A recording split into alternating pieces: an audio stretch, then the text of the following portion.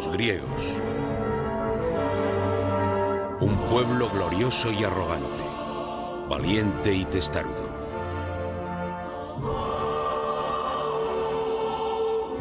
Estos fueron los hombres y mujeres que fundaron las primeras civilizaciones de Occidente. Sus monumentos todavía nos hacen recordar quizás los 2 siglos más extraordinarios de la historia. Una época que vio el nacimiento de la ciencia y la política, la filosofía, la literatura y el teatro. Que vio la creación del arte y la arquitectura que todavía nos esforzamos por igualar.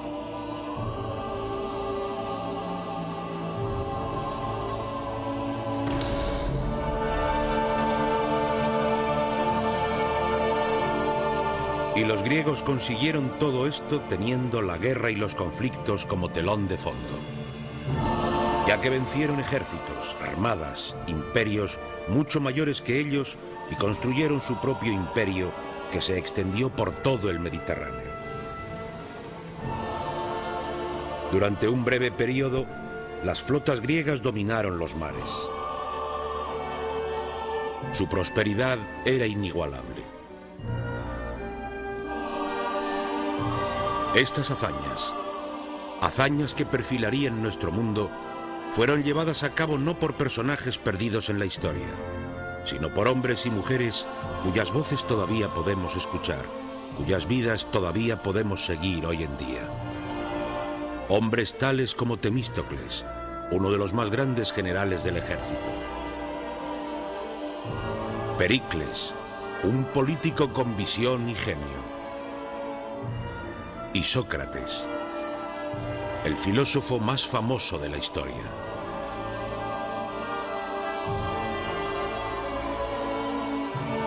Esta es la historia de estas asombrosas individualidades, de la gloria y la caída de una civilización que cambió el mundo.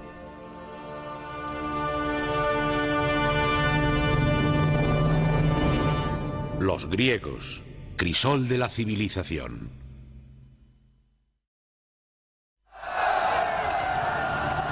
La revolución.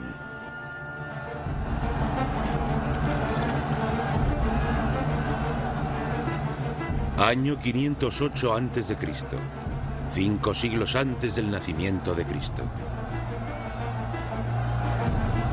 En una ciudad llamada Atenas, una diminuta ciudad de Grecia, el pandemonio gobernaba las calles. La gente normal se rebelaba contra sus gobernantes, pidiendo libertad por los siglos de opresión.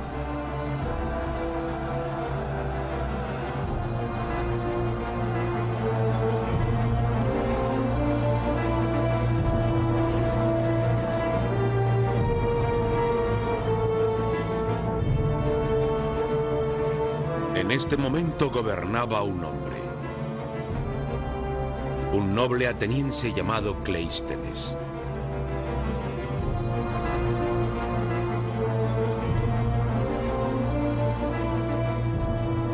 Cleístenes había sido educado para ser un gobernante desde su nacimiento, para mirar a esta gente vulgar por encima del hombro. Pero esa noche todo cambiaría en su vida, en la historia de Grecia y en la historia de la civilización. En un instante de inspiración, Cleístenes se daría cuenta de que esa gente vulgar debía tener libertad, una oportunidad para forjar su propio destino, para gobernarse a sí mismos. Y con esta decisión, Cleístenes encaminaría a sus contemporáneos griegos hacia el imperio.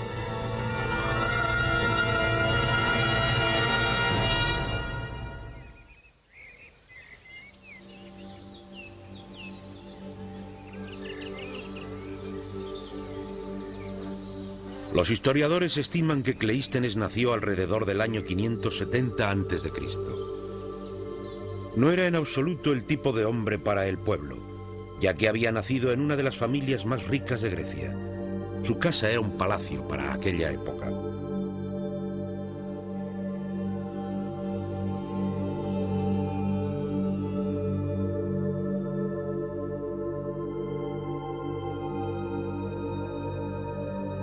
A la familia de Cleístenes la llamaban Almeónidas.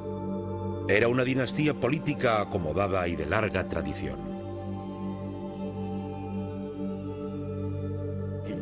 Creció en un mundo de grandes privilegios. Un mundo donde los hombres de élite esperaban que se les concedieran muchos privilegios. El origen de la fortuna de la familia de Cleístenes es una historia típica de la antigua Grecia. Una curiosa historia medio convertida en mito.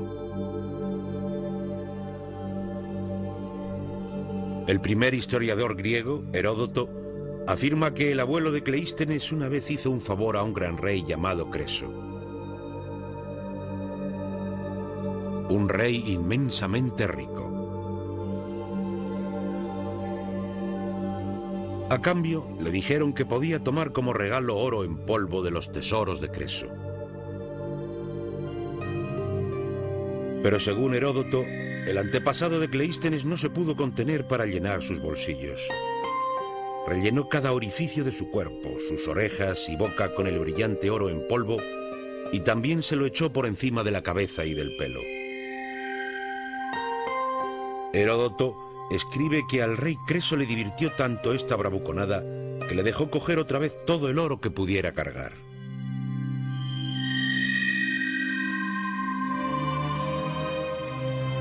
Pero sea cual sea la fuente de la riqueza de la familia de Cleístenes, no hay duda de que la usaron eficazmente para conseguir poder.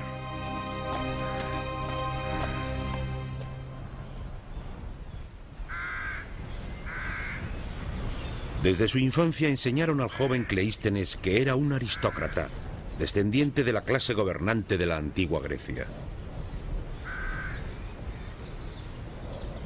En el siglo VI a.C., esta clase aristocrática controlaba todo lo que ocurría en la ciudad natal de Cleístenes, una pequeña localidad llamada Atenas.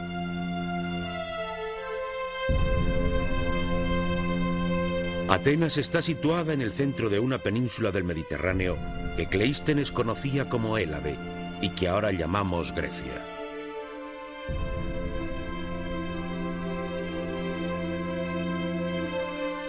En tiempos de la juventud de Cleístenes, hubiera parecido imposible creer que esta ciudad pronto gobernaría un imperio. Ciertamente no es lo que llamaríamos una ciudad. Olvídense de Manhattan. Atenas en el centro tiene edificios públicos, pero sin embargo creo que nos la deberíamos imaginar más como un pueblo de alojamiento y asentamiento.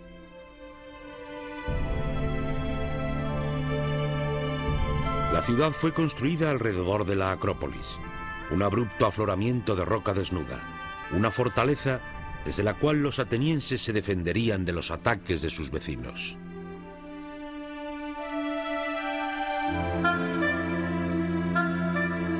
En las estrechas calles que rodeaban la Acrópolis se apiñaban los sencillos hogares de los granjeros y mercaderes.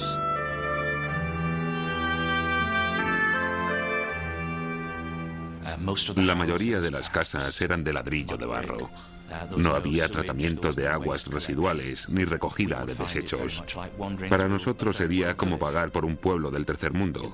Seguro que a medida que te acercabas a Atenas la podías oler. Los hombres pasaban la vida en los campos o en oficios básicos. Las mujeres se pasaban el día encerradas en casa cocinando, cosiendo y tejiendo. Para estos atenienses, la lectura o la escritura eran una extraña tarea. No había nada que se pudiera llamar ciencia o medicina. La esperanza de vida al nacer era inferior a los 15 años. Creo que la idea de que la vida en la antigua Grecia era desagradable, brutal y corta sería muy precisa. Verdaderamente, la vida era extremadamente dura.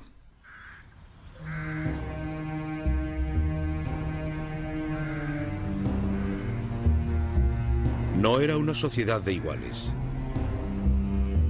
Los atenienses comunes vivían bajo el yugo de los aristócratas, hombres como el padre de Cleístenes.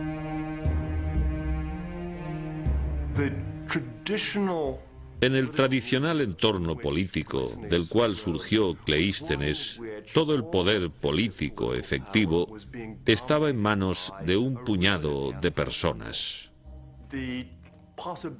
La posibilidad de que la gente común de Atenas pudiera ser influyente estaba muy lejos del pensamiento de las élites tradicionales griegas.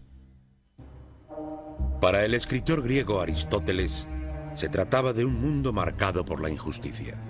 Todo el país estaba en manos de unos cuantos. Lo más duro y amargo para las masas era su estado de servidumbre. No es que estuvieran descontentos por una cosa concreta, ya que no participaban en nada.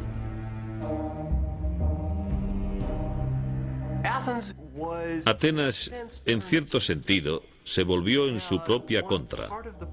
Tenía esa parte de la población, a la aristocracia, gozando de todo el poder a costa del resto de la población ciudadana.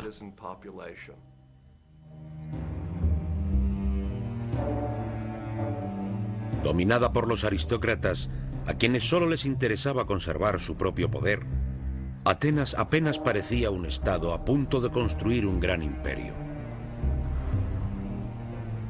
Pero por entonces tampoco parecía que Grecia fuera una tierra que pudiera generar tanta grandeza. Si te fijas en la geografía de Grecia, no se diría que fuera el lugar en donde se esperaría que surgiera una gran civilización. Hay demasiadas montañas. Grecia no tiene el obvio paisaje físico que típicamente se asocia con las auténticamente grandes civilizaciones imperiales del antiguo mundo. Las grandes civilizaciones de tiempos de Cleístenes habían crecido alrededor de los ríos y de las llanuras fértiles que se extendían desde sus orillas. Al sur de Grecia se encuentra Egipto, donde las inundaciones regulares del Nilo mantenían a una civilización desde hacía ya 2000 años. Y al este se encuentran los persas. En el corazón de su imperio fluyen los ríos Tigris y Éufrates. Este fue el lugar de nacimiento de la civilización. El hogar de las primeras ciudades del mundo.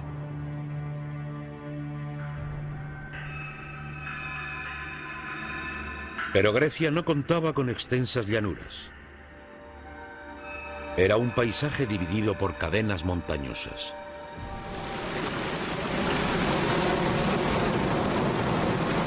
Más allá de la costa se encuentran numerosas islas diminutas. Parecía imposible para un simple gobernante dominar este mundo fragmentado. Grecia estaba dividida en innumerables naciones diminutas, cada una con su propia cultura e historia.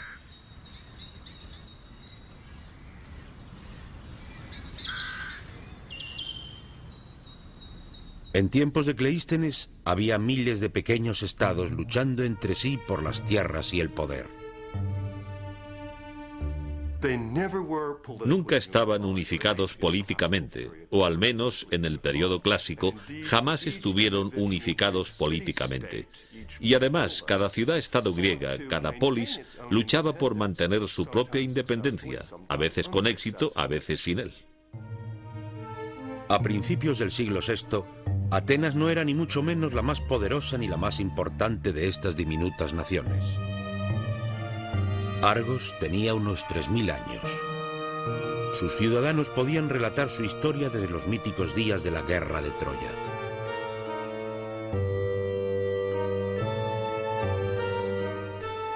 Los corintios dominaban el mercado de Grecia. Sus barcos surcaban el Mediterráneo transportando mercancías hacia y desde Egipto, Asiria e Italia.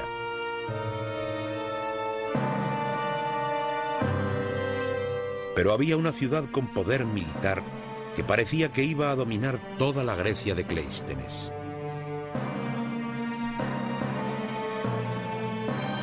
En el sur de Grecia, junto a los lechos de juncos del río Eurotas, se encuentra la ciudad de Esparta.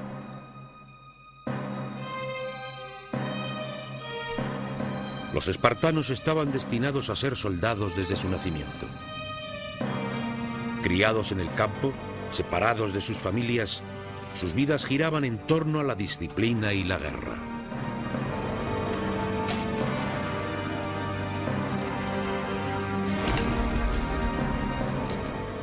La vida de un espartano medio se centraba en su cuartel y se le preparaba para convertirse en un militar. Los espartanos vivían una vida despojada de comodidades, con pocas posesiones, aparte de sus armas y de sus capas teñidas de rojo para disimular su sangre o la de sus víctimas. Los espartanos estaban entrenados para soportarlo todo.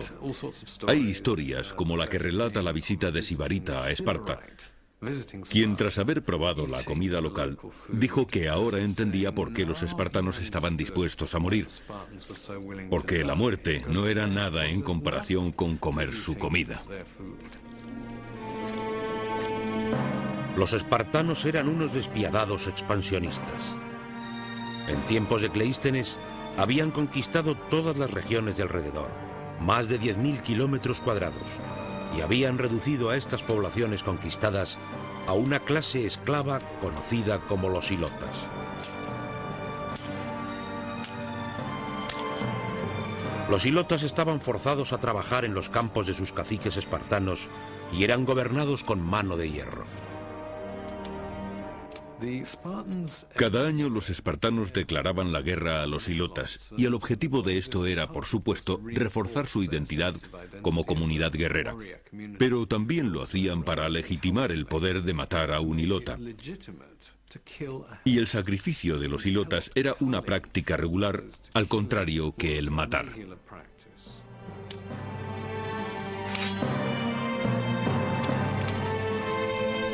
Si había algún lugar en la Grecia de Cleístenes donde quizás se pudiera construir un imperio, era Esparta. Para el resto de los griegos, la amenaza siempre estaba en el horizonte.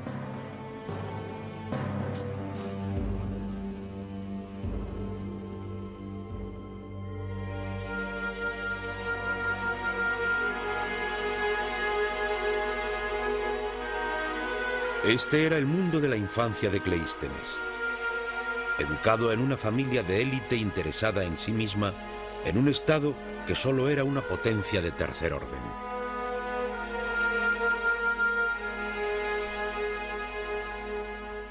Era un extraño comienzo para el hombre que conduciría a Grecia hacia el imperio.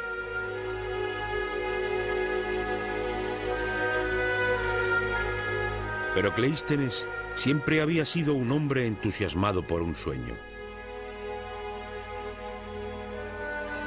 La excepcional visión griega de la grandeza que un hombre podía alcanzar.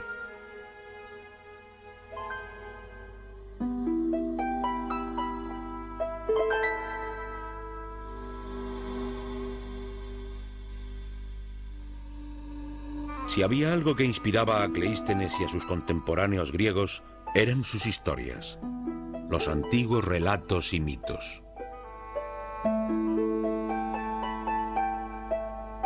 Al país siempre acudían cientos de bardos viajeros que recitaban estas historias a cualquiera que pagara.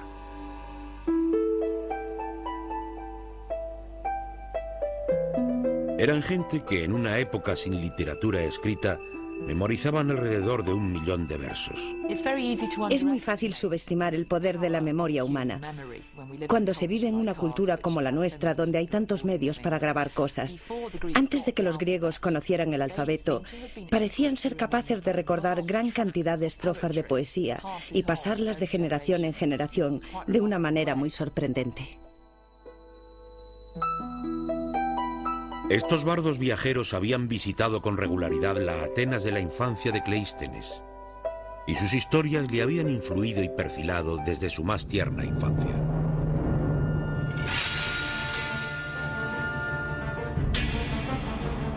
Los dos relatos más famosos que estos poetas contaban todavía se conservan: la Ilíada y la Odisea, compuestas por el legendario poeta Homero. Estos relatos cuentan historias de tremendas batallas y épicas luchas.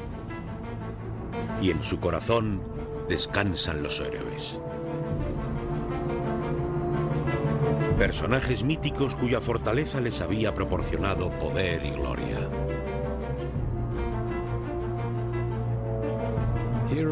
Héroes, casi por definición, eran los hacedores de grandes hazañas. Cuantas más cabezas cortabas y cuantas más mujeres desvirgabas, mayor era tu estatus heroico. En todo el arte griego encontramos imágenes de héroes. Estas figuras guerreras, valientes, bellas, con determinación para conseguir la victoria a toda costa, eran el ideal del griego. El ideal heroico era absolutamente el centro en toda la cultura griega. Los héroes lo conseguían todo, y uno puede esperar alcanzar un estatus heroico imitando las hazañas de, por ejemplo, Aquiles. Aquiles era el arquetipo del héroe griego. De niño le habían ofrecido elegir entre una larga vida vulgar o un breve lapso de gloria en el campo de batalla. La elección de Aquiles fue una muerte temprana y la fama eterna.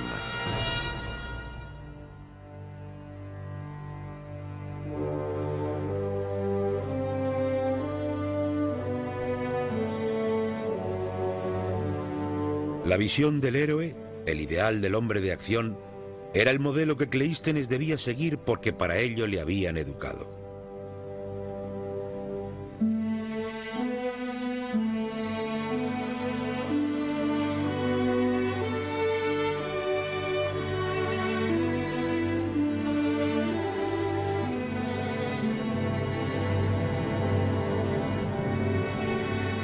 Para perseguir una vida de grandeza y gloria,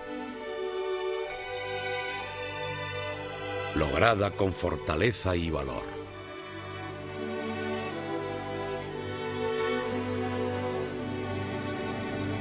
Para conseguir el poder y la victoria solo para él, para sí mismo.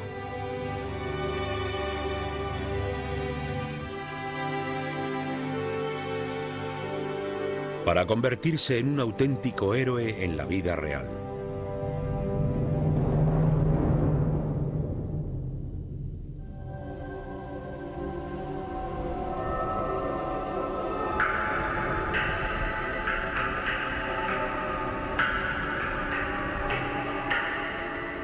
Pero Cleístenes no era el único que se tomaba en serio los relatos sobre héroes míticos.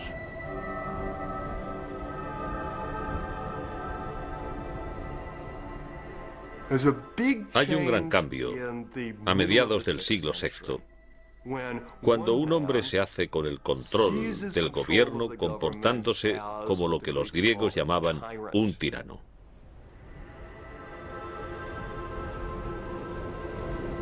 La historia de cómo este tirano o gobernante absoluto llegó al poder ha sido conservada por el historiador Heródoto. Un día, un hombre de modales dignos y nobles llegó a la ciudad de Atenas. Junto a él se encontraba una alta y bella mujer. Una mujer que, según él, era la diosa de Atenas, Atenea. Este gallardo personaje pidió que le dieran el gobierno de Atenas porque, al igual que los héroes de Homero, estaba bajo la protección de una diosa. Sorprendentemente, los atenienses le acogieron como su nuevo gobernante, a pesar de que la diosa era una sencilla joven, particularmente alta, de un pueblo vecino. Y el personaje heroico era un extraordinario hombre llamado Peisístrato, el propio cuñado de Cleístenes. Pienso que Peisístrato era un excelente político. Sin duda, este hombre tenía un buen ojo para aprovechar todas las oportunidades.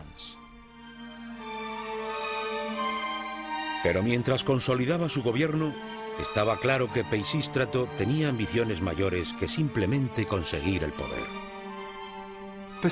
Peisístrato era un hombre extremadamente inteligente. Claramente entendía que si iba a mantener el control de Atenas, que si iba a poder consolidar su gobierno y pasar el control a sus hijos, lo que era su objetivo, tendría que encontrar aliados.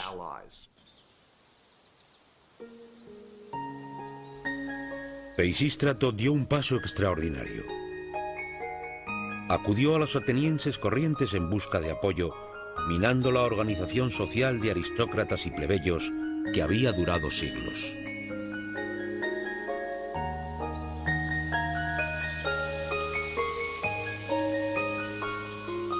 Peisístrato redujo los impuestos e introdujo préstamos gratuitos para permitir que la gente construyera sus granjas. Y ofreciendo a los atenienses la oportunidad de prosperar, Peisístrato comenzó a transformar su ciudad.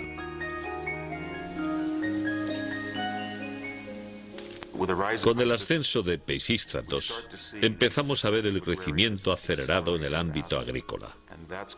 Y eso va a ser un grano que va a crecer y crecer y crecer en los 2 siglos siguientes. Y uno de los resultados de ello es el aumento de viñas y olivos.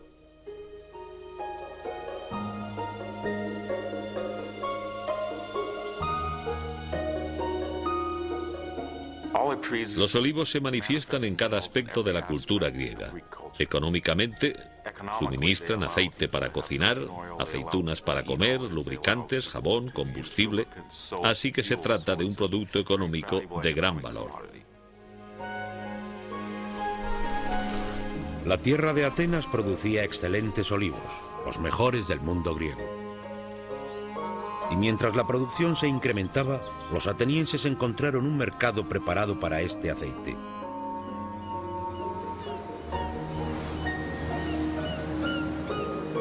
No solo en los otros estados griegos, sino cruzando el mar, en Egipto y Fenicia, Persia y Asiria. Ya que Atenas estaba idealmente situada para exportar por todo el Mediterráneo oriental. Grecia está en medio de un extraordinario grupo de antiguas civilizaciones. Al este está limitada por el Imperio Persa. Al sur, por la antigua civilización de Egipto. Al oeste, por los etruscos y los romanos.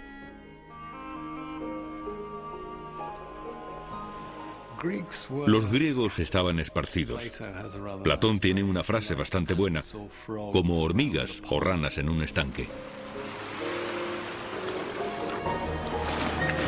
El Mediterráneo oriental era el mayor mercado del antiguo mundo.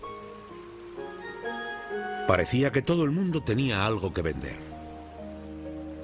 Grano de Escitia, pescado del Mar Negro, vino de las fantásticas viñas de la isla de Quíos, oro, plata y arte de Egipto. Y todo el mundo estaba dispuesto a negociar con el aceite de oliva ateniense. Mientras los bienes salían y entraban al puerto de Atenas, los atenienses veían cómo su riqueza y prosperidad se incrementaban.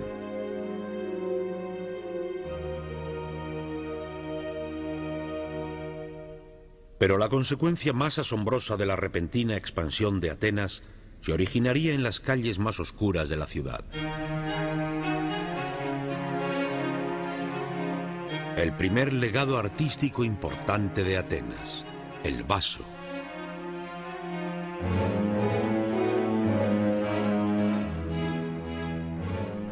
Creo que lo fascinante de la alfarería es que en su propia época no era nada del otro mundo artísticamente. Lo que había dentro de las vasijas valía casi invariablemente más que la misma vasija.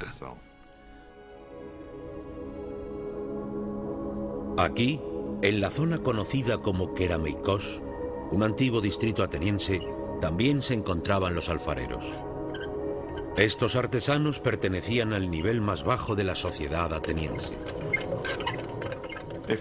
Si eras alfarero en la sociedad ateniense, yo no diría que fueras la escoria de la tierra, pero ciertamente no te respetaban. Era un trabajo duro, incesante, nada envidiado por los de la ciudad. La cerámica había sido un producto principal en el mundo antiguo durante miles de años, usada en la cocina de casa o para transportar aceites y comida. Pero su diseño siempre había sido sencillo, usando patrones geométricos y figuras básicas, diseños basados en el arte egipcio y asirio. Los alfareros atenienses, al decorar sus trabajos, empezaron a desarrollar un nuevo estilo de pintura. Una frescura y un naturalismo jamás vistos. Un estilo que hoy sigue asombrando. Hoy es normal que se paguen millones de dólares o libras por un jarrón griego en los modernos mercados de antigüedades. Y si los fabricantes de aquellas vasijas tuvieran la menor idea del precio al que se venden hoy, se revolverían en sus tumbas bien con resentimiento, bien con absoluta hilaridad. Estos alfareros atenienses parecían haber estado motivados no solo por la idea de producir buen arte para la eternidad, sino por competir entre sí. En una vasija particularmente delicada encontramos un orgulloso comentario. Eutímides, hijo de Polias, dibujó esto. Y luego debajo. Y apuesto que Eufronias no lo hubiera hecho igual.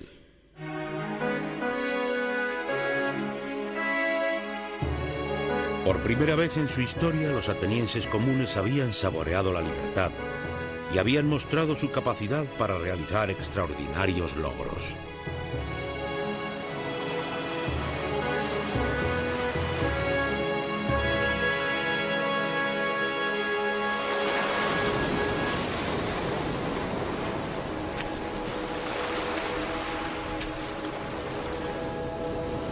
Cleístenes creció bajo el mandato de Peisístrato y vio cómo cambiaba Atenas.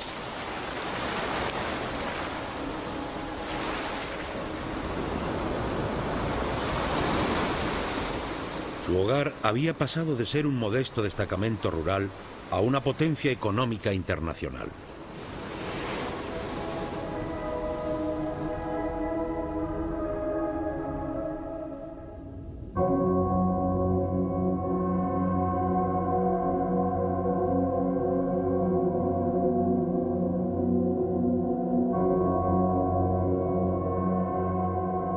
Pero el gobierno de Peisístrato, de tiranía benévola, no duraría para siempre. En el año 527 a.C. murió y le enterraron aquí, en el cementerio ateniense. Su hijo Hipias le sucedió. Al principio, Hipias siguió los pasos de su padre gobernando Atenas con mano suave. Pero pronto, los atenienses descubrieron la peligrosa naturaleza de la tiranía.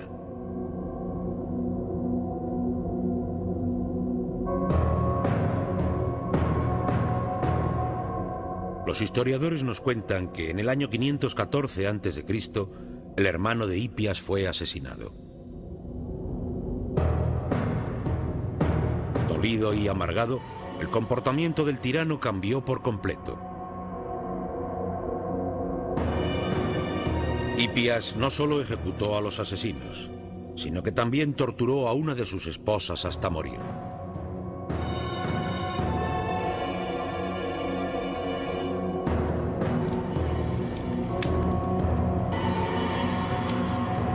Aristóteles describió el cambio del gobernante hacia la locura.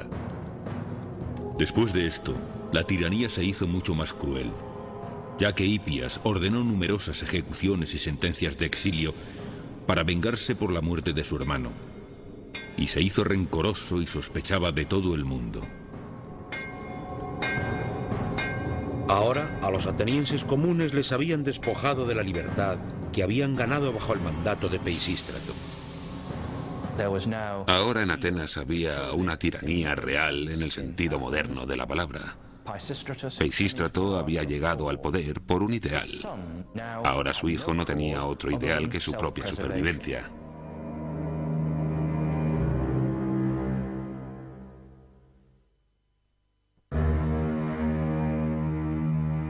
La vida para Cleístenes se hacía cada vez más peligrosa.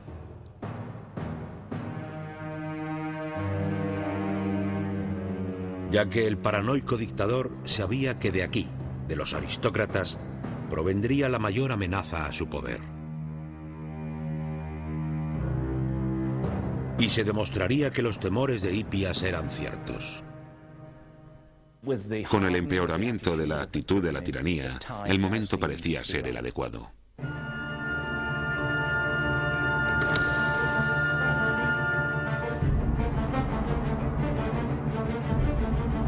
Cleístenes decidió correr su primer gran riesgo.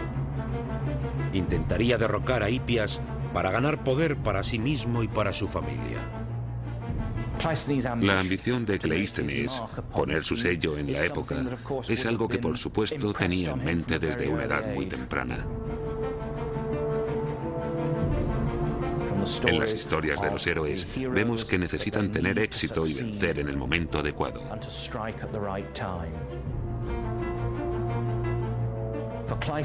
Para Cleístenes sería un logro.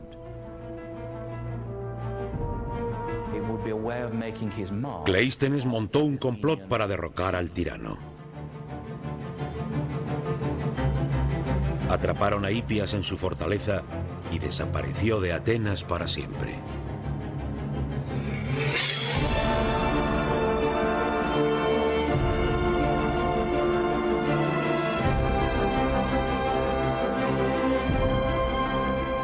Era el año 510 a.C. y Cleístenes ahora era uno de los personajes más poderosos de Atenas. Había vivido fijándose en los mitos heroicos, ya que desde pequeño le habían educado para seguirlos. Pero la sociedad griega estaba cambiando. El impulso heroico que tuvo Cleístenes ya no estaba reservado para la élite.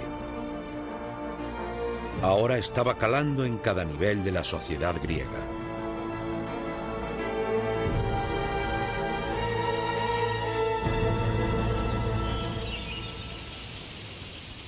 Esta es Olimpia, en el sur de Grecia. Aquí, una vez cada 4 años, hombres de todo el mundo griego se reunían para competir en un magno concurso de habilidades atléticas. Era el antepasado de las modernas Olimpiadas.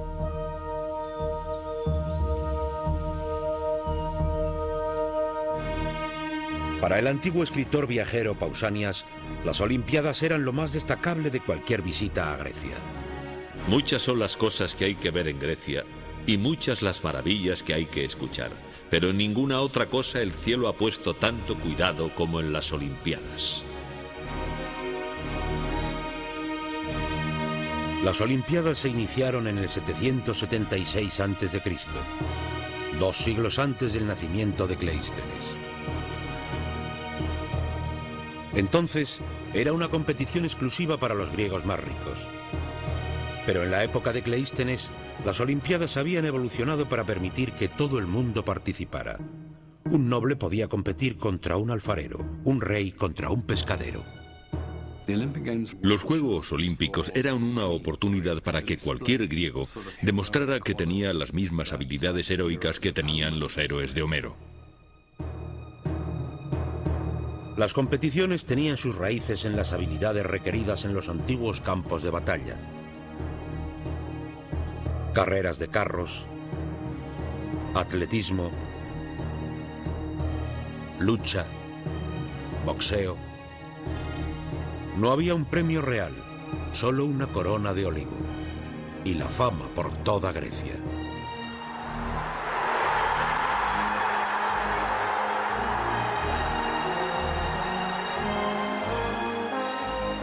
Un competidor podría estar rodeado por la mayor multitud de pacíficos griegos que jamás hubiera visto.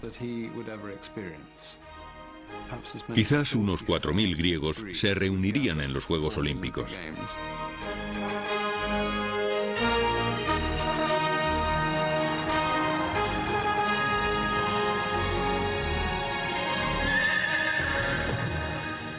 Los griegos viajarían cientos de kilómetros para asistir a las Olimpiadas. Y durante su celebración, La tierra que rodeaba los estadios estaría cubierta de campamentos. Los juegos eran solo para hombres. A las mujeres se les prohibía la entrada en las competiciones, incluso en el estadio.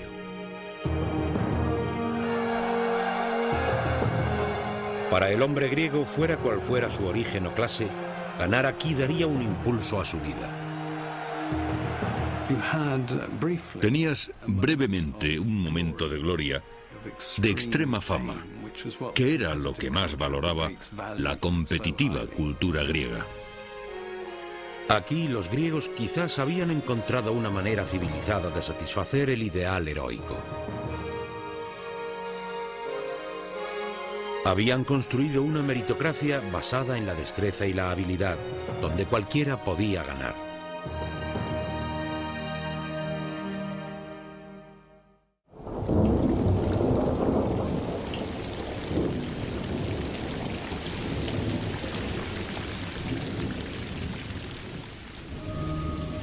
Pero un mundo donde cualquiera podía alcanzar la victoria solo haría que Atenas fuera aún más inestable. Tan pronto como Cleístenes ganó poder, vio que otros estaban conspirando en su contra. Aquí el heroísmo todavía significaba una cosa: ganar poder cuando y como puedas. La única regla es que consigues lo que puedes y para ello luchas. Tienes que ir y demostrar que puedes ganar.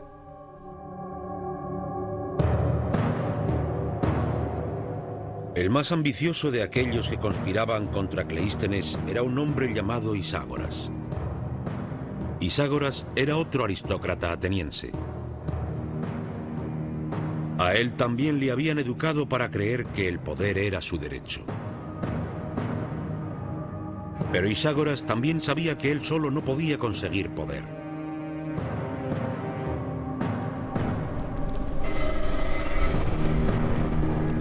Iságoras dio un paso inaudito.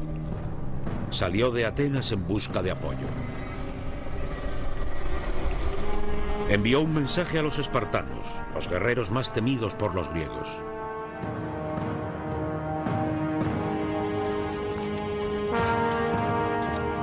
Iságoras era un viejo amigo de los espartanos. Corría el rumor de que había compartido a su esposa con el rey espartano. Inmediatamente los espartanos proporcionaron un ejército con sus mejores tropas para que apoyaran a Iságoras en su intento para conseguir poder, para ayudarle a traicionar a su ciudad. Iságoras realmente se la estaba jugando. Atrajo al estado más poderoso de Grecia. Estaba muy claro que iba a convertir a Atenas en el objetivo del estado de Esparta.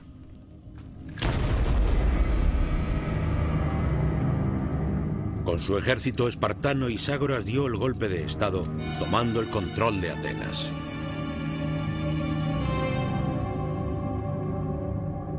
Él y sus tropas gobernarían desde el punto más alto de la ciudad, una fortaleza sobre la Acrópolis.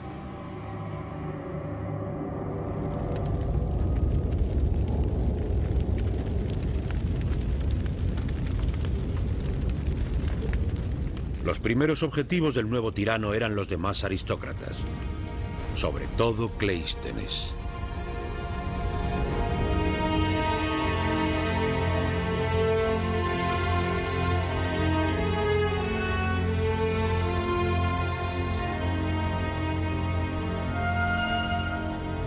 Unas 700 familias fueron expulsadas de Atenas, incluyendo a la de Cleístenes.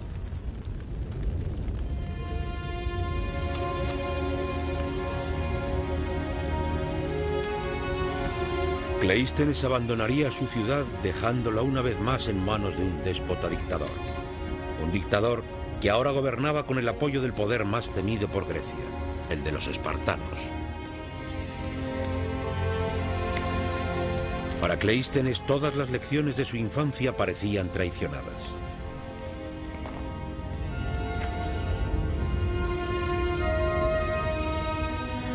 Había sido educado para ser un aristócrata y un gobernante. para emular a los míticos héroes. Pero todo esto había conducido al conflicto y a la contienda, la muerte y el exilio, a las luchas por el poder entre una élite aristocrática.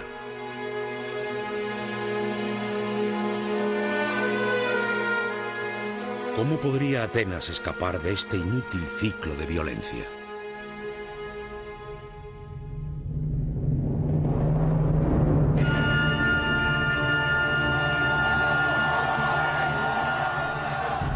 Mientras Cleístenes sufría en el exilio, Atenas se estremecía por un extraordinario evento.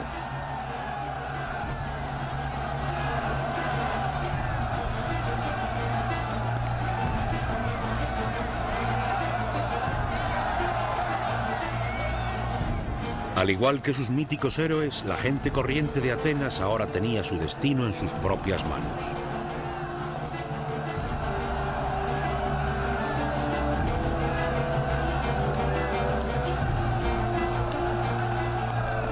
Se rebelaron.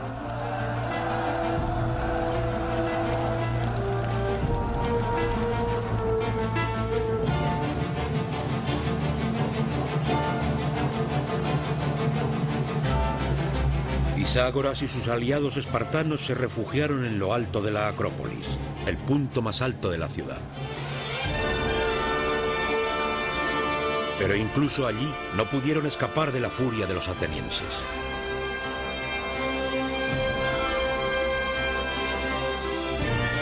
Durante 2 días y 2 noches, Pitágoras luchó contra este extraordinario levantamiento, hasta que finalmente, la mañana del tercer día, le forzaron a rendirse.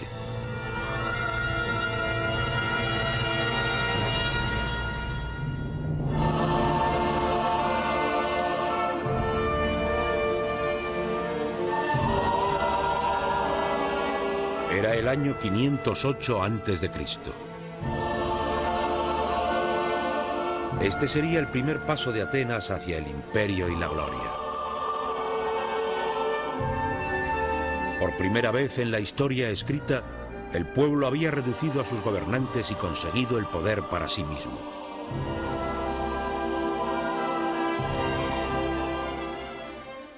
Atenas en este momento está bajo el control del populacho. Gente corriente que se había rebelado sin un liderato organizado. Y la pregunta es, ¿y ahora qué pasa? En este nuevo amanecer, el pueblo ateniense se dirigió a un hombre. Un personaje cuya vida, cuyas experiencias y decepciones le habían proporcionado una visión única. Recuperaron a Cleístenes de su exilio y le pidieron que formara un gobierno.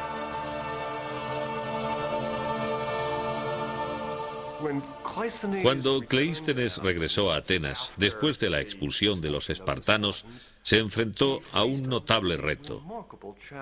No existía la posibilidad de coger y volver a poner en el poder a un grupo de aristócratas. No era posible para él declararse a sí mismo tirano. En cierto sentido, lo que Cleístenes tenía que hacer era diseñar una revolucionaria solución gubernamental para una situación política revolucionaria.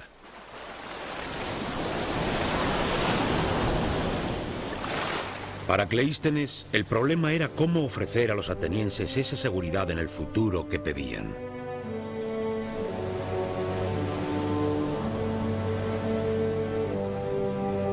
En una colina ateniense se estaba excavando en la roca una gran sala de reuniones.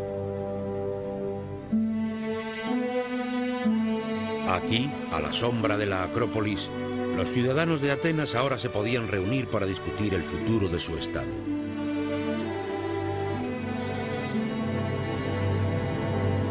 En estos mismos escalones, ricos y pobres podían ponerse en pie y dirigirse al resto de los ciudadanos.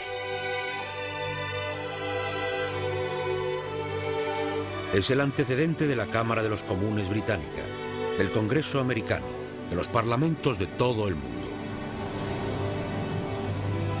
Y en el lugar donde una vez el gobierno se había decidido mediante la fuerza de una espada o por el golpe de una afilada lanza, Cleístenes instituyó el voto simple.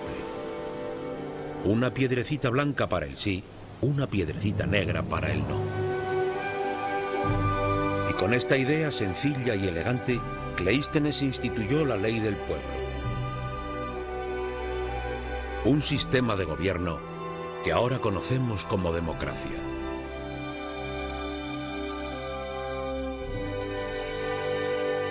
La Gran Asamblea Ateniense se reuniría cada 9 días para votar temas referentes a toda la administración del Estado, desde el incremento de los impuestos a la construcción de las carreteras, desde el precio de los higos hasta la declaración de una guerra.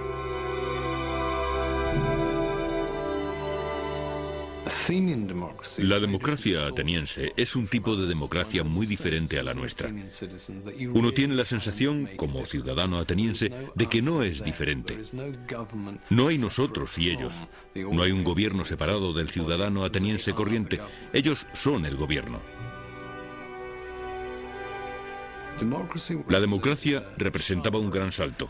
Una cultura originalmente elitista y heroica ahora había cambiado, y la idea era que incluso los griegos normales, que no eran aristócratas ni ricos, pudieran ser héroes en la política.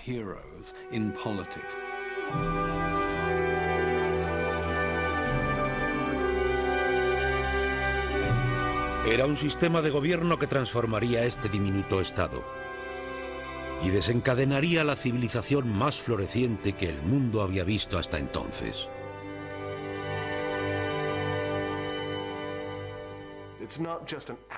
No solo tenías la democracia por accidente, sino que también tenías esta floreciente cultura. Y creo que realmente la democracia, de una manera muy real, libera, posibilita, hace posibles los potenciales dentro de las sociedades humanas, que era poco probable que se desencadenaran, que se realizaran de otra manera. Los atenienses tomarían los grandes logros del mundo antiguo y los transformarían. Tomarían las monumentales pirámides y templos de los faraones egipcios y con ellos construirían una arquitectura de gracia y esplendor. Tomarían los mitos y relatos de los bardos viajeros y los transformarían en obras de teatro, entretenimiento de toda una ciudad. Y las magníficas esculturas de piedra de Asiria y Egipto serían rehechas con una intimidad y emoción que aún sigue emocionándonos.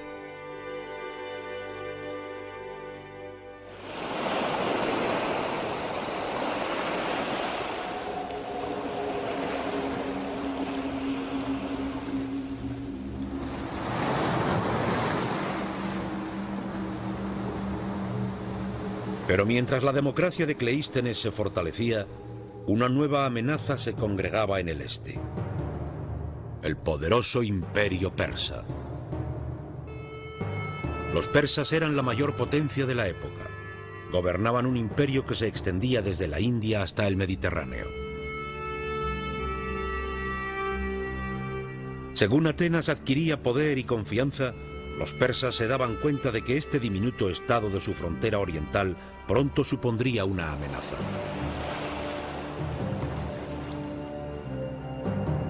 Movilizaron un ejército de 30.000 hombres para invadir Grecia inmediatamente.